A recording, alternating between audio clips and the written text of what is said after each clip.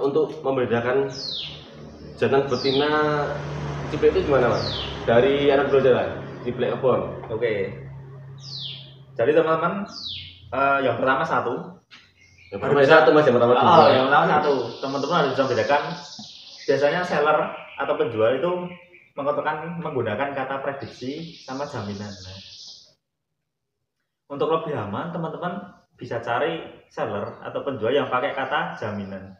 Karena jaminan si penjual itu sudah menjamin dan itu sudah menjadi kesepakatan antara penjual dan pembeli. Nanti kalau dijamin burung jadi betina, otomatis ditukar itu itikat baik dari seorang penjual. Biasanya ditukar uang atau burung. Nah itu nanti kembali lagi ke ke obrolan pembeli sama penjual. Tapi kalau prediksi, hampir kebanyakan orang bisa memprediksi mas. Kata prediksi itu cuma ini burung betina, aku dapat betina ya. Tak prediksi jantan, itu juga bisa toh? Iya. Itu prediksi, tapi kalau masih jamin jantan, jadi betina ya udah tak kembalikan uang atau burung langsung. Soalnya di balik jaminan itu ada perjanjian. Ya, dijamin itu janji udah gini ya. Apabila betina bisa dikembalikan atau uang atau burung. Nah, tapi kalau prediksi ya itu tadi istilahnya ya burung ini udah tahu burung betina bisa tak prediksi jantan. Soalnya ciri-cirinya ya tadi nanti habis ini kita bahas ciri-ciri buat teman-teman biar nanti bisa lebih tahu gimana ciri-ciri jantan dan betina. Nah, jadi jangan tertipu dengan kata-kata prediksi.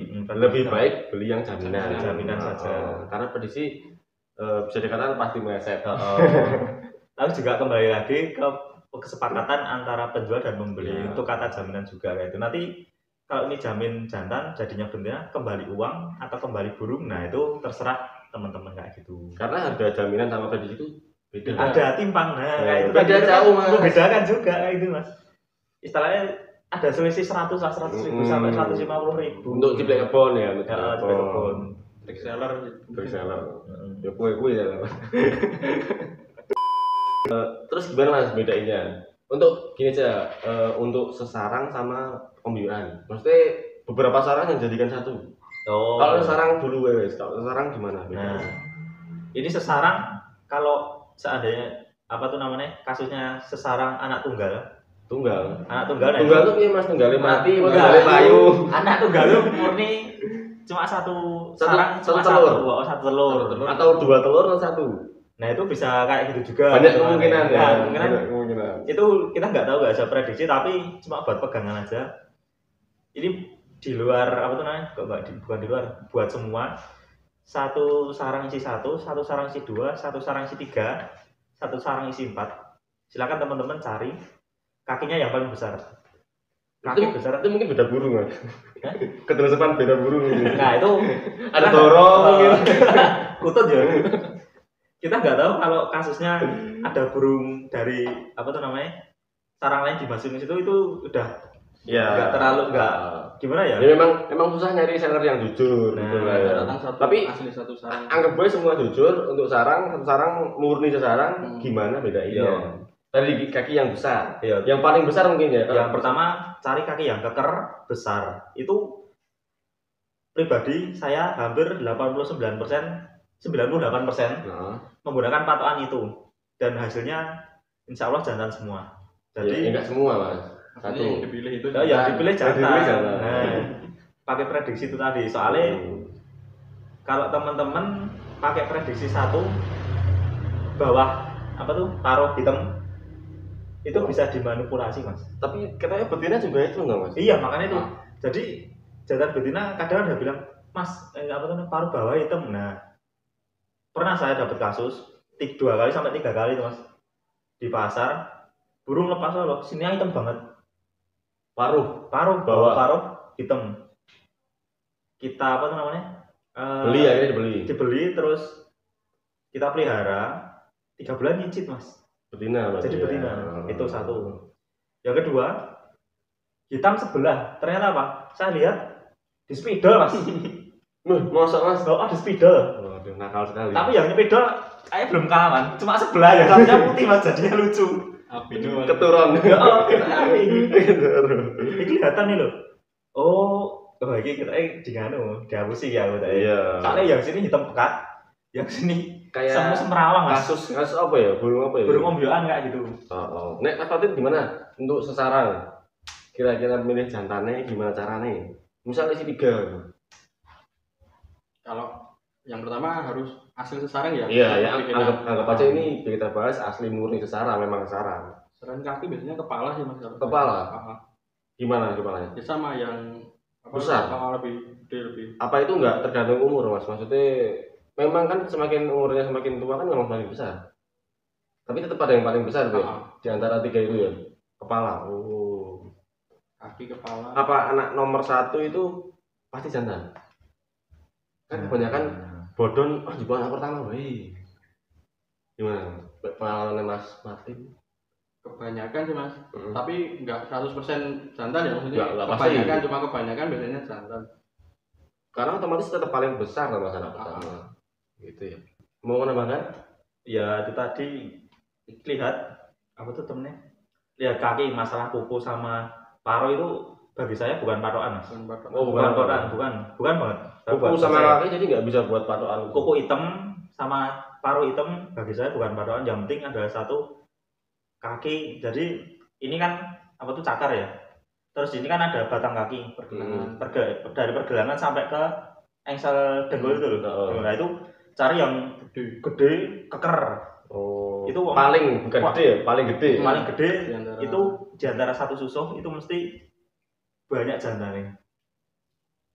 Soalnya ya dari belajar saya pernah bandingin satu susuh tak buka cuma isi 2. Ini murid pasang. Murid pasang akhirnya yang satu tak lihat, tak bandingin. Oh emang yang kakinya tapi itu dengan usia memang yang jantan itu memang lebih tua.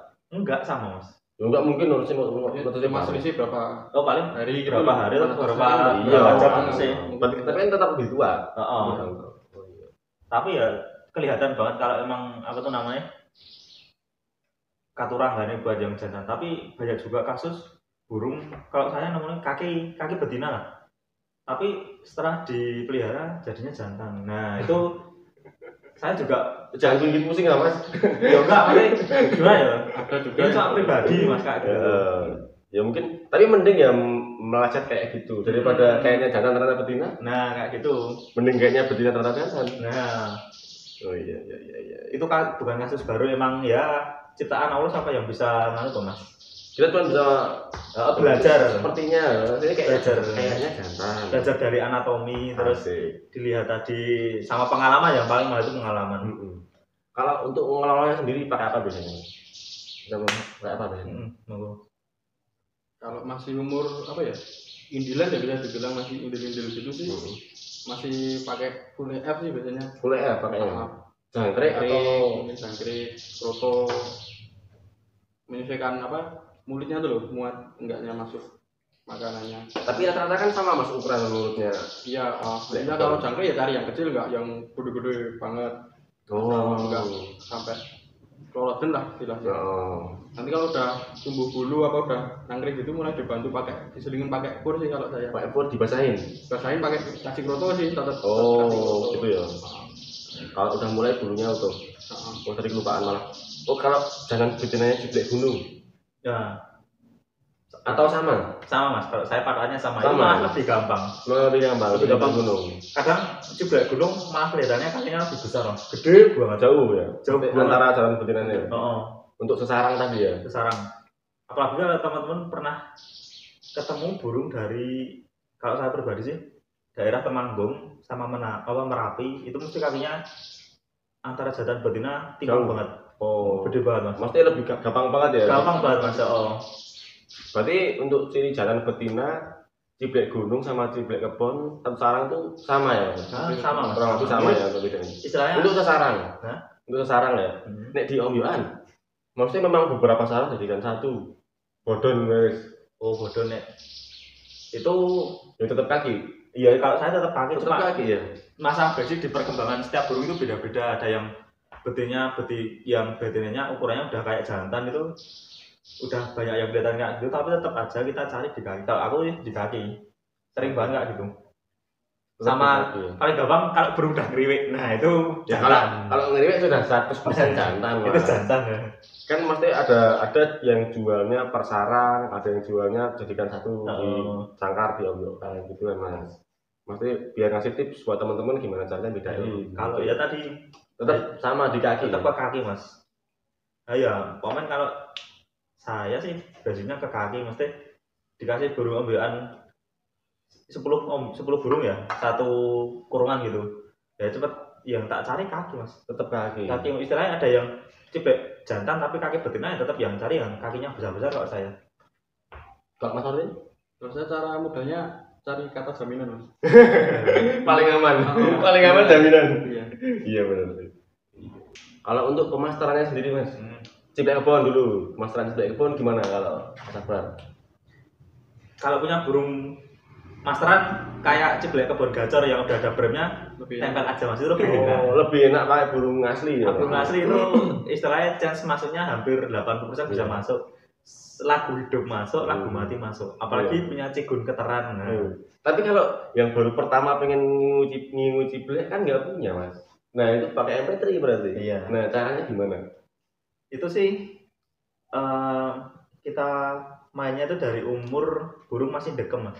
Masih di dalam sarang. Di sangkar itu sarang. Susuh lah. Iya, susuh. Itu mulai pemasaran. Paling itu usia paling efektif untuk di mastering. Oh, itu paling ya bukan ngomong paling gampang, kembali lagi ke karakter burung itu pintar atau enggak. Ada yang gampang nyimak lagu masteran atau enggak gitu. Kadang kita masteri di HP lagunya keteran, tetangga punya burung kenari yang masuk kenari. Oh iya.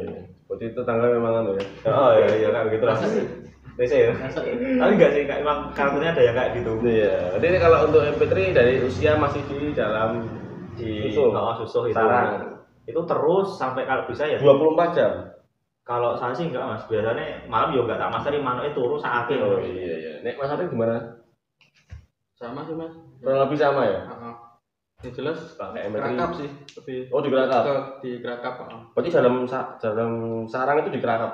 Berarti sarang masukin kurungan dikerakap pun. Kalau masih sarang biasanya kan masih besek. Oh iya.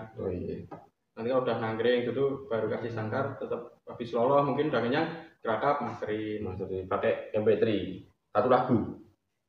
Iya sih Mas, modelnya saya satu lagu, nanti baru udah jalan berapa minggu gitu baru ganti lagu sih. Kalau untuk ciblek kebon tuh apa aja Mas yang dimasukin? Maksudnya selain brand apa aja? Apa lagi? Ya kalau untuk lagu poinnya sih brand, bawahnya brand kan drojok sih, bisa dibilang drojok. Berarti mungkin dua materi itu aja ya yang wajib untuk ciblek yang punya. Wajib dipunyai gitu. Untuk ciblek kontes untuk lomba.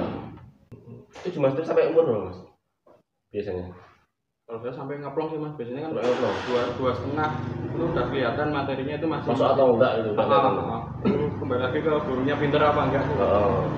Terus itu mulai diajak main ke lapangan usia berapa? Sedini mungkin nggak apa-apa Mas. Mungkin apa nggak rusak materinya Mas itu? Nah itu kita tinggal mau terima materi jeleknya apa enggak nanti. Oh gitu ya. Kalau maneman ya di rumah terus. Tahan dulu ya. Tapi materi nanti mentalnya telat sih biasanya. Iya. Tapi kalau gini Mas, menurut saya sama-sama terlambat. Kalau mental itu masih bisa dilatih, kalau materi enggak. Masa Allah Mas. Menurutmu gimana? Pengalaman saya kalau Cibon, kalau udah ngeplong nambah lagu hidup jarang banget. Ya bisa bilang nggak bisa, tapi kalau nambah lagu mati bisa. Ya maksud saya itu kalau sama-sama terlambat pasti umur sudah terlanjur 8 bulan, 9 bulan. Itu tuh untuk materi, itu kita maksud saya ngelatih itu nambah materi hidup tuh nggak bisa, sulit. Tapi kalau untuk mental masih bisa dilatih. Jadi saya menahan burung saya supaya materinya bagus dan dikeluarkan nanti usia 8-9 bulan supaya materinya tetap utuh. Jadi mentalnya masih bisa dilatih usia segitu gitu loh Mas. Berarti tipikal orang yang sabar, kan banyak yang muda masih burung muda tapi pengen gitu loh. Diajak main ya ke pasar. Mungkin mentalnya memang lebih cepat. Ya kan udah kenal tempat-tempat ramai atau tempat-tempat gimana. Kalau menurut lu Mas? Nek model kayak aku ini. Ya itu loh. Pada terlambat usia wis 7-8 bulan. Kalau materi itu udah nggak usah dilatih. Kita nggak bisa nambah materi bagus. Maksudnya kita bisa memaksimalkan materi yang bagus. Tapi mental masih bisa dilatih. Usia telat. Masih bisa dibangun gitu, Mas. Itu ya, Mas. Yo kembali lagi, Mas. Angger manukmu mentalnya burungnya mental bagus. Mau umur berapapun di rumah dan udah over bawah 9 bulan. Ya bisa anggap aja 8-9 bulan. Baru diajak keluar gitu. Itu kalau mentalnya bagus, kita no problem, Mas. Tetap 2 kali istilahnya tetap bakal gacor, bakal adaptasinya cepat, tetap bunyi. Kalau masalah materi ya tadi sesuai dengan Mas Martin. Buat ciblek kebon itu kalau di atas 5 bulan ke atas buat memasukkan lagu hidup istilahnya brem atau ndrojo ketembak rapet pekepian itu sulit, Mas. Nggak bisa, Mas. Nggak. Ya mungkin kalau pengalaman saya nggak pernah dapet kayak gitu. Iya. Saya pernah ngajak jalan burung umur 4 bulan nggak ketambah lagu hidup, tak tempel manuk ngebrem, Mas. Malah ya malah ciap-ciapnya, Mas. Tadinya materinya 4, malah nambah lagu hidup 2, mati 2, sekarang jadi 5. Hidup 2, mati 3. Ketambahan ciap-ciap dan ciap-ciapnya khas banget ini. Dari burung yang itu pas tak tempel kelihatan banget. Itu berapa kali diajak main kok bisa ketambah gitu? Itu pas di lomba itu 3 kali ada, Mas. 3 kali ketemu burung itu. Padahal kita seminggu sekali tuh mainnya. Tapi tetap ketambahan, nggak tahu 5 bulan. Usia 5 bulan ke bawah lah. Oh, ke bawah. Paling 4 bulan lah itu. Itu posisi udah ngeplong ya? Udah gacor banget, Mas. Tahu-tahu nambah lagu. Makanya aku bingung. Di rumah kok ada lagu ciap-ciap baru. Dan lagunya lagu cigunan terciu gitu. Sama cep. Nah, itu kok tiba ciap. Tahu ada ciap-ciap ya. Nah, kaget makanya itu. Tapi untuk mental memang harus diajak main. Ya, bentuklah mental sedini mungkin. Biar nanti kedepannya nggak jadi masalah. Soalnya kalau materi banyak burung di luar sana materi bagus, materinya istilahnya kalau buat dipasarkan itu menjual banget. Tapi kalau buat lomba nggak bisa. Nah itu banyak kayak gitu, Mas. Istilahnya kasus kayak gitu ya. Problemnya emang dari kecil nggak pernah dibawa ke lomba, dia nggak pernah buat jalan-jalan. Sekali buat jalan-jalan mentalnya nggak jadi. Mau keluar diajar burung gacor, mau kalah ya. Udah drop dulu. Down dulu ya. Ya paling enggak sekali lah nggak apa-apa kemasukan lagu biasa lah. Mati itu normal buat cibon. Biasa lah. Buat cibon itu normal. Yang penting mental dulu kalau cibon. Soalnya sekalinya drop kemarin manuk ngebrem drojok goreng rumah, Mas. Iya betul. Nek gue masteran sih ora masalah ya guys. Kalau buat masteran itu oke-oke aja, tapi kalau buat istilahnya materinya eman-eman kalau buat lomba itu bisa masuk dan ngapain kenapa enggak kita lah buat lomba kayak gitu loh. Sulit. Gini Mas, teman-teman kan banyak yang nyari ciblek kristal, lebih banyak orang cari ciblek kristal daripada ciblek semi. Kenapa Mas? Apa yang bisa ngebrem itu cuma ciblek kristal? Oh enggak Mas, itu kita harus luluskan dulu Mas. Ciblek kristal sama ciblek semi itu sama-sama bisa ngebrem. Iya. Materinya sama, cuma beda di bulu dada. Bulu dada itu sini ya, sampai ke bawah, sama perut. Bulu dada ke perut sampai ekor sampai ke anus. Itu warnanya putih kalau yang kristal. Kalau kristal itu cenderung ke putih, putih banget. Tapi kalau semi sampai tengah biasanya itu kuning atau enggak pas di pertengahan perut itu kuning. Nah, itu bisa ciblek semi lah kalau gitu teman-teman. Kalau kuning ada nggak sih? Ciblek kuning teman-teman silakan lihat ombyokan burung dari Sumatera. Itu kuning. Itu ciblek kuning. Karena kuning itu putihnya cuma di dari leher langsung ngeblok ke perut itu kuning banget. Itu ciblek kuning sama. Tapi gini Mas, kalau kuning mungkin kalau dirawat lama jadi semi. Nah, bener apa enggak? Bener banget. Tapi kalau semi dirawat lama jadi putih. Ya sebenarnya ciblek kuning dirawat lama jadi putih juga banyak Mas. Oh banyak ya? Banyak. Kayak gitu tuh. Tapi katanya ada ciri-ciri khusus untuk ciblek kristal. Apa ada Mas? Sebenarnya ya dari mana kita tahu kalau sama-sama putih kalau ini kristal kan ya? Nah makanya itu saya juga kadang bingungnya kayak gitu, cuma ciblek kristal itu posisi kelolohan bulu bulu kapas di samping bulu dada sini warnanya coklat mas, nggak kuning man. Oh coklat malah. Kalau saya sih belajarnya kayak gitu sih mas. Sininya agak ya semu coklat lah, bukannya agak kuning. Tapi kalau coba semi malah cenderung kuning, itu udah kelihatan kuningnya lah. Menurut Mas Martin perbedaannya apa semi sama kristal? Ada perbedaan nggak sih untuk misal volume atau mental atau materi? Kalau saya sama aja sih mas, mungkin kalau sama aja. Dari semua segi sama aja, nggak ada bedanya. Atau mungkin yang kristal itu suaranya lebih bening atau? Banyak yang bilang lebih lebih kristal gitu loh, lebih yang putih itu yang putih. Sama kalau tingkat stresnya udah ngobatin yang semi. Lebih gampang yang semi. Kalau sama-sama stres nih. Kagol lah ibaratnya kagol gitu, yang kristal mungkin lebih sulit buat ngembaliin mentalnya lagi. Makanya saya malah lebih prefer ke seneng main semi, enggak ke Bigfoot. Tapi sama-sama bisa ngebrem ya, semi sama. Berarti ngebrem itu tergantung dari pemasteran.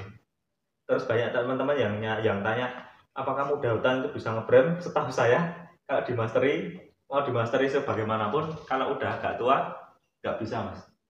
Ini namanya agak tua hutan mas. Iya, bukan muda hutan, muda hutan kok doain mas. Nah, aku belum pernah menangnya. Tapi aku pengen nyoba mas, maksudnya cari Om Yohan, tapi yang dia itu masih sangat-sangat muda.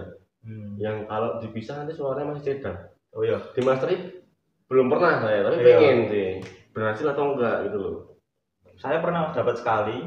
Om Yohan dari itu kalau nggak salah tetap Sumatera, bukan Solo mas. Sumatera, burung Sumatera turun di daerah Gamping. Burung masih muda banget, cucuk masih kuning. Tak masteri full brand, maksudnya cuma tembak rapet. Oh, mungkin dia sulit ya. Aku juga nggak tahu ya itu sulit atau gimana. Itu emang burungnya emang nggak terlalu pintar atau emang nggak bisa. Nah, kasih cuma kayak gitu, cuma tembak rapet mas. Dah. Brandnya nggak. Tapi memang master Cibek Sam itu emang sulit mas ya. Keterkenal mas. Yo sebenarnya sama aja. Soalnya saya pernah gini mas, saya beli ciblek dari lawan usia pas orang 1 bulan lebih 2 minggu tak masteri nggak masuk sama sekali. Nah itu aja dari lawan ya mas, dari lawan terus sebulan lebih 2 minggu itu masih cedal banget, tak masteri nggak masuk sama sekali. Apalagi yang Om Yohan gitu loh, gitu. pasti lebih sulit lah. Bisa dipelajari lah kayak gitu mas. Emang gimana basicnya malah beli loloan mahal dikit nggak apa-apa, yang penting materinya bisa kita. Tapi masalahnya gini mas, beli loloan agak mahal, di masteri kalau nggak jadi harganya bukan naik malah turun mas.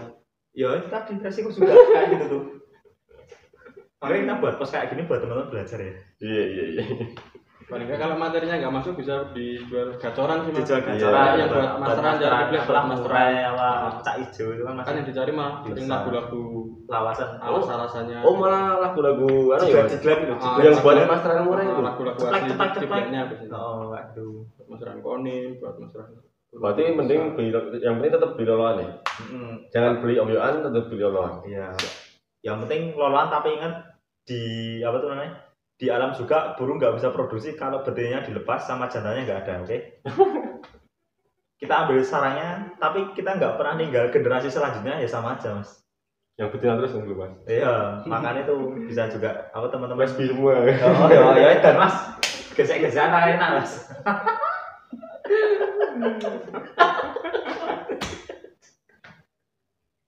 Rusak. Mana ya? Mas mana ya? Tak kasih